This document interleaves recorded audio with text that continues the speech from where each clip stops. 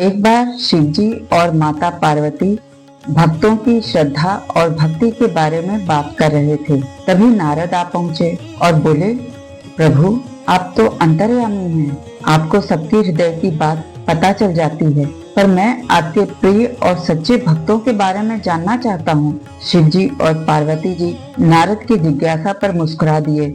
शिवजी ने कहा, इसे जानने के लिए तुम्हें मंदार पर्वत के पास एक गांव में जाना होगा।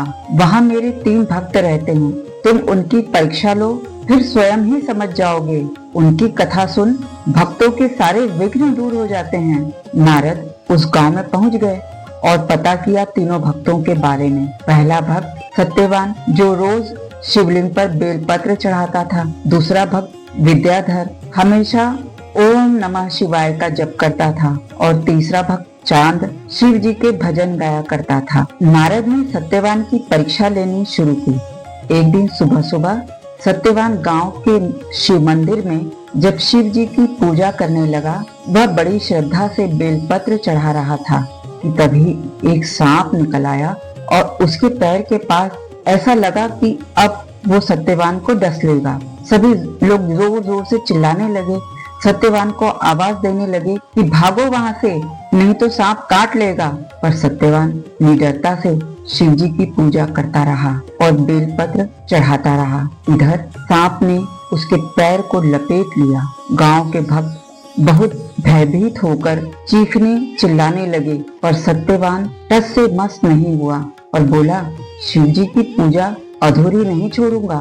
तभी चमत्कार होता है और सत्यवान के पैर में लिपटा हुआ सांप शिव जी का रूप धारण कर सत्यवान के सामने खड़ा हो जाता है। शिव जी मुस्कुरा कर कहते हैं, तुम्हारे भक्ति और संकल्प से प्रसन्न हूँ मैं। फिर शिव जी ने नारद की ओर देखा और पूछा, समझ गए ना? नारद ने हाँ में गर्दन हिलाई। इसके बाद नारद ने विद्याधर की परीक्षा लेने का निर्णय किया। रोज की तरह विद्याधर गांव के शिव मंदिर में बैठ जप कर रहा था कि तभी गांव का एक व्यक्ति आकर गुस्से से बोला, अभी के अभी बंद करो तुम्हारा जप, तुम्हारे जप से गांव की सुख शांति भंग हो रही है। विद्याधर ने उस व्यक्ति को शांत भाव में जवाब दिया, शिव जी का जप करने से खुशहाली और शांति मिलती है, यह तुम्हारा भ्रम है। इतना कहकर विद्याधर ने शिव जी का ओम नमः शिवाय मंत्र जप की माला फेरना जारी रखा।